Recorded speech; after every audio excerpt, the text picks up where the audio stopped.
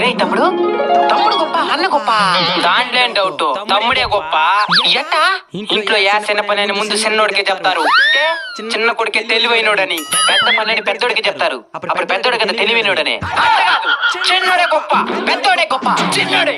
సరే నీకు నాకు ఎందుకు గొడవ?